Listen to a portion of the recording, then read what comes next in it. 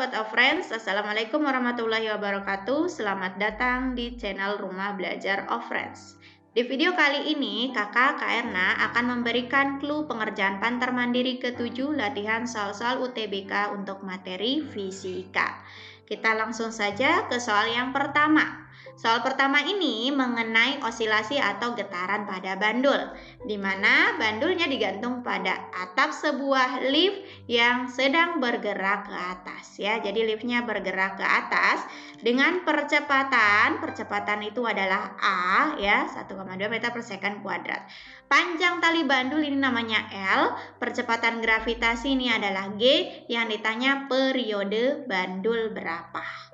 Ingat adik-adik, ketika liftnya bergerak ke atas, periode bandul itu rumusnya T sama dengan 2pi akar L dibagi G tambah A.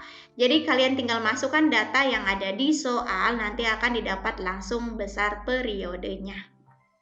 Kita langsung ke soal nomor 2. Di sini soal nomor 2 mengenai kalor, di mana ada es yang tidak diketahui masanya, ada kalor jenisnya, suhu awal es ya, ini TS, dimasukkan ke dalam air bermasa, jadi massa airnya diketahui 360 gram, bersuhu 40 derajat, ini T air, ditempatkan pada bejana khusus, di mana bejananya dianggap tidak menyerap ataupun melepas kalor.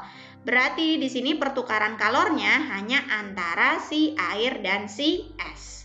Kalor lebur es diketahui, kalor jenis air diketahui. Keadaan setimbangnya itu terjadi pada saat suhunya 5 derajat ya. Berarti ini adalah suhu setimbang.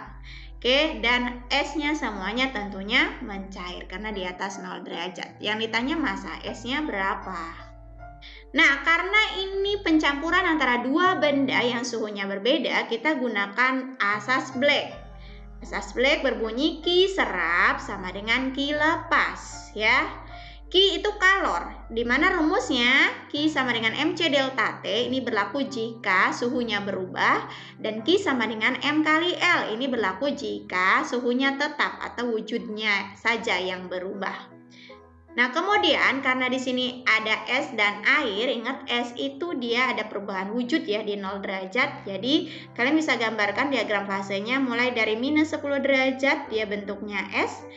Ketika dia menyerap kalor dari air, tentunya harus naik dulu suhunya ke 0 derajat, baru berubah wujud jadi air. Nah, ini Q1 dari minus 10 ke 0, ini Q2 ketika dia melebur. Nah, kemudian baru suhunya bisa naik ke suhu akhir yaitu TS tadi yang 5 derajat Celcius. Ya, berarti ini ada Q3. Berarti kalor yang diserap es itu ada 3 ya, Q1, Q2, dan Q3. Nah, kemudian dia menyerap kalor dari mana? Dia menyerap kalor dari air karena air suhunya lebih tinggi. Nah, air itu suhunya dari 40 derajat. Dia melepas kalor sehingga suhunya turun sampai 5 derajat. Nah, inilah Q yang dilepas oleh air. Kamu tinggal samakan Q dari es, Q1 tambah Q2, Q3 dan sama dengan Q air. Nanti akan dapat nilai M-nya jika kalian ganti rumus Q-nya dengan macet atau M kali R.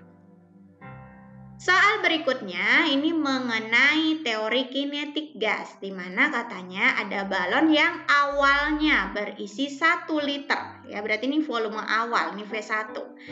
Kemudian ditambahkan gas yang sama. Kalau gasnya sama, jenisnya sama, berarti dia ya MR-nya sama ya adik-adik, sehingga volume balon menjadi ini V akhir V2, dimana massa gas di dalam balon ini M-nya ya, M akhirnya atau M2 ya, 2,5 kali M mula-mula.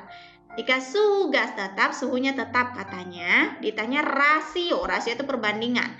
Pertambahan tekanan berarti delta P dengan P awalnya, delta P bagi P1. Atau bisa ditulis P2 kurang P1 dibagi P1. Itulah yang ditanya soal. Nah, kalian tinggal gunakan persamaan gas ideal perbandingan ya adik-adik karena ada keadaan awal dan akhir, di mana perbandingannya P1V1 per N1 T1 sama dengan P2V2 dibagi N2 T2. Ingat N itu mol, jadi rumusnya massa dibagi mR. Jadi tinggal ganti aja N-nya dengan M per mR. Ingat tadi gasnya sama, berarti mR-nya sama. Tinggal kalian coret kiri kanan yang sama. Oke, nanti akan didapat nilai P2 berapa kalinya P1. Baru masukkan ke sini. Kita lanjut soal nomor 4. Soal nomor 4 ini mengenai bunyi, ya, khususnya mengenai efek Doppler. Di sini ada pengemudi bus yang membunyikan klakson dengan frekuensi. Berarti ini sumber bunyinya ya adik-adik. Jadi ini adalah Fs kita sebutnya. Ketika sedang melaju dengan kecepatan, ini kecepatan bus berarti kecepatan sumber yaitu Vs. Dari arah berlawanan datang truk dengan laju 15. Kecepatan bunyi di udara ini adalah V, kita sebut V. Frekuensi klakson yang diterima oleh pengemudi truk, berarti pendengarnya adalah pengemudi truk. Jadi EP-nya. Karena pengemudi truk itu pendengar, berarti kelajuan truk itu sebagai VP, kecepatan pendengar. Nah, efek Doppler rumusnya adik-adik EP sama dengan V plus minus VP dibagi V plus minus Vs dikali Fs. Ya, tanda plus minus VP ataupun Vs tergantung gerakan dari pendengar dan sumber. Jadi misalkan ini ada pendengar dan ini ada sumber. Nah, biar lebih mudah, ingat pendengar itu kita analogikan sebagai polisi, sumber itu kita analogikan sebagai sindikat. Kalau pendengar mendekati sumber adik-adik, kamu bayangkan saja polisi ngejar sindikat, berarti polisi pinter ya. Plus VP-nya, jadi di sini plus. Tapi kalau pendengarnya menjauhi sumber, berarti kamu bayangkan polisi kabur dari sindikat. Ini polisinya nggak pinter ya, jadi minus di sini VP-nya. Nah, kalau Vs, lihat gerakan sumbernya. Kalau sumber mendekati pendengar, berarti kamu bayangkan sindikat nyamperin polisi. Nah, ini gimana ya sindikat nyamperin polisi ya? Minus dong dia ya, minus Vs-nya. Kalau sumber menjauhi pendengar, berarti kamu bayangkan sindikatnya kabur. Ini sindikat pintar ya, jadi plus di sini Vs-nya. Jadi kamu gambarkan dulu ya gerakan bus sama truk, nanti akan terlihat pendengarnya mendekat atau menjauh, sumbernya mendekat atau menjauh ya. Masukkan ke sini angka-angkanya, akan didapat nilai Fp-nya. Kemudian soal terakhir ini mengenai efek fotolistrik. Di mana ini diketahui ada cahaya dengan panjang gelombang, ya ini lambda, kita anggap aja ini lambda awal ya, menyinari permukaan logam yang panjang gelombang awalnya, ini kita sebut lambda 0, sehingga menghasilkan elektron foto dengan energi kinetik maksimum, berarti ini EK-nya, EK1 kita sebutnya. Nah, cahayanya kemudian diganti dengan cahaya yang berpanjang gelombang ini 400, ini berarti lambda 2 ya kita sebutnya. Maka akan dihasilkan elektron foto dengan energi kinetik maksimum berapa? EK2 berarti yang ditanya. Ingat adik-adik, pada peristiwa efek fotolistrik, besar energi kinetik maksimum elektron itu besarnya sama dengan Hc per lambda dikurang Hc per lambda 0. Hc per lambda itu rumus energi foton atau energi cahaya. Hc per lambda 0 itu rumus energi ambang logam. Nah, karena di sini diketahui keadaan awal, ditanya keadaan akhir, jadi kalian gunakan perbandingan lagi ya. Kalian bandingkan EK akhir dengan EK awal. Tentunya kalau EK akhir pakai lambda akhir atau lambda 2. Kalau EK awal pakai lambda yang pertama.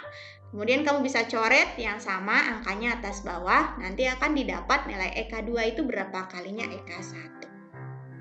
Demikian clue yang bisa kakak berikan. Mudah-mudahan bisa membantu kalian dalam mengerjakan soal-soal latihan UTBK. Jangan cepat menyerah. Semoga kalian diterima PTN di tahun ini. Terima kasih.